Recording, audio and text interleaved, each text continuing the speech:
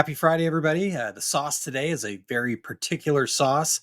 And new business or not, sometimes we need to go back to the basics and make sure that we're building on a solid foundation. Now, I recently asked inside the Entrepreneur Success Hub, which is the OSG community Facebook group, I asked people to share one thing that they did early on in their business that made them laugh or cringe, right? Whichever that is now. And there were some great comments in there. And I want to share a couple of them. And more importantly, I want to share with you what to do instead. So, the very first one, trying to be the cheapest. Rockstar business owner Becky Breeding shared in the group that when she was starting out, she tried to be the cheapest business. But when we try to be the cheapest, we're just making price the lowest common denominator. And someone's always willing to do it cheaper until they run out of business. So don't get sucked into that trap of trying to be cheaper. Now, fortunately, Becky prevailed and now understands her value, but many new decorators underprice themselves and honestly undervalue themselves in their service. So, to avoid this trap, whether you're a new business owner or someone who is struggling to make a profit, the first key is to really know your numbers. How much does it cost you to just be in business? Because until you know that, you won't know how much you need to charge, not how much someone else's business is charging. See, and then from that place, once you know how much you need to charge, then you can start pricing based on profit and not desperation. It's not about the price, it's about the value. See, people aren't just buying a thing, they're buying your expertise, they're buying your service, they're buying your reliability in a lot of cases, but they're buying a solution to a problem or an opportunity for you to fill a need that they have. And there's value in that that has nothing to do with a number, with a price. Number two, falling for that exposure trap. So, another amazing business owner inside of the Entrepreneur Success Hub, Frank Dunn, shared this kind of classic one. He said he used to believe people who came in and had these lines like, look at all the exposure I can get you. And they're asking for a bigger discount or even to do the work for free. And yeah, that sounds flattering at first. You know, you might be thinking, well, if I hook them up, they're going to tell everybody. And then this could be my big break. This is what really could take me to the next level. But here's the truth: exposure is not a form of payment, it is a hope based marketing gamble. And most of the time, you're the only one holding a risk, right? It's a gamble, and you're the one holding that risk. Now, it's not just about money. Doing work at a discount for vague exposure can also lead to low value clients, right? Who never refer you to anyone else because they see that you're giving it away already, right? Maybe they're going to be coming to you with a bunch of rush jobs that don't have any boundaries. And the biggest challenge is it honestly, in a way, when you start giving away your stuff, it teaches others to undervalue your worth too. Now, every day as a business owner, someone is going to come in with a story. It's just part of being a business owner. And I'm not saying that all these stories are false or all these people have bad intentions, but there's lots of promises and offering you the world. So take on those stories and it's fine and listen to them, but start to flip the conversation.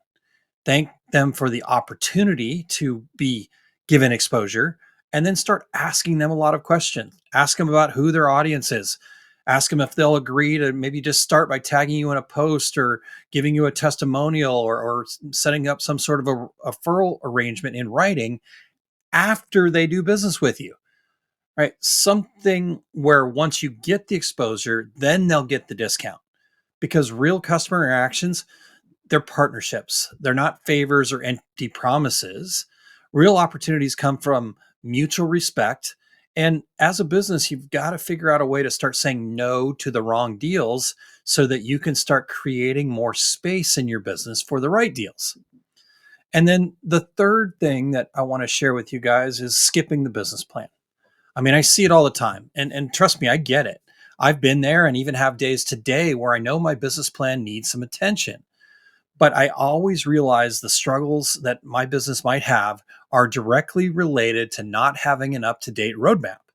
People dive into business and they never stop to answer some of the big questions they need to answer. They don't slow down long enough to gain more clarity and direction. They just keep shooting arrows into the dark because they're quote unquote too busy for a business plan. Now, you don't need a 30-page binder. You don't need this coffee table style beautiful book, right? You don't need this thing that gets thrown into a desk drawer and then pulled out and go blow off the dust. What you need is a simple, focused plan that you actually work from, that you refer to regularly, and that you keep up to date. This is a living, breathing part of your business. And I would suggest starting with just one page that is an alignment of your strengths, values, and passions with the why you started your business, which will give you that clear path forward. Now, if you need help with that, I'd highly recommend taking my free SVP assessment.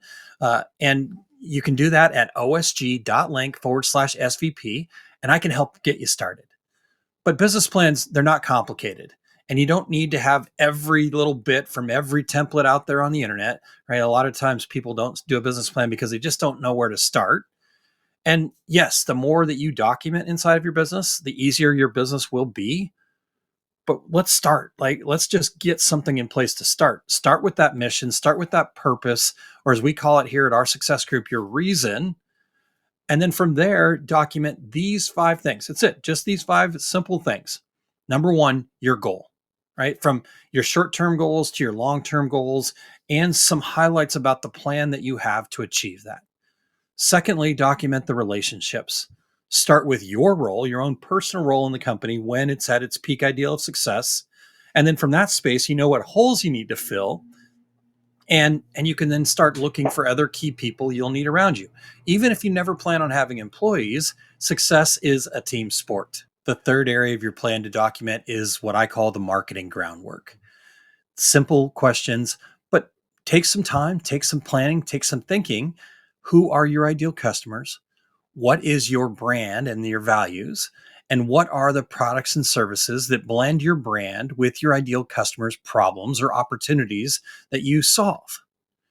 Simply that much. That's all the marketing groundwork you need. Yes, you can get into strategies and I'm going to do Facebook and blah, blah, blah, blah, blah. And all that's good stuff. But for this exercise, just those 3 things: ideal customers, what's your brand and value, and what are the products and services that blend those 2 things together. The fourth thing to work on is your numbers game. That day-to-day business cost that we talked about in when I mentioned about undervaluing ourselves, right? Your price strategy is another part of the numbers game. And the other most important valuable commodity that you have, what's your time management plan? Where is this time to work on your business going to come from? When you know these numbers, when you've given them some thought and put some planning into that, you'll become more efficient, you'll have more profit, and you'll have more time in your day. And so you're going to see that business shift nearly instantly with that. And then finally, the fifth thing to begin documenting inside of your business is what I call your systematic processes. What things do you do on repeat or need to do on repeat that maybe it's time to start getting those onto repeat? And how can you do them more efficiently and repeatably? Document those 5 things: your goals, relationships, marketing groundwork, the numbers game, and your systematic processes. And yes, there's plenty more things that you could add, but just the fact that you took some time to think about those 5 things and document what you can will make a huge difference in your business. I guarantee it. Now, I'm actually planning a business planning workshop coming up in July. So make sure that you join the Entrepreneur Success Hub, which is the OSG Facebook group. You can find that at osg.link/group. And in there, we'll be giving out details about when that workshop's going to happen. There's always a free webinar with my workshops. And then if you want to get some more direct communication and insight into your own specific business, we do workshops that are paid opportunities. Come join the conversation. Avoid the mistakes that a lot of business owners have already made. Price with confidence, say no to fake exposure, and build your business on a real plan. You've got this. That's my secret sauce for today.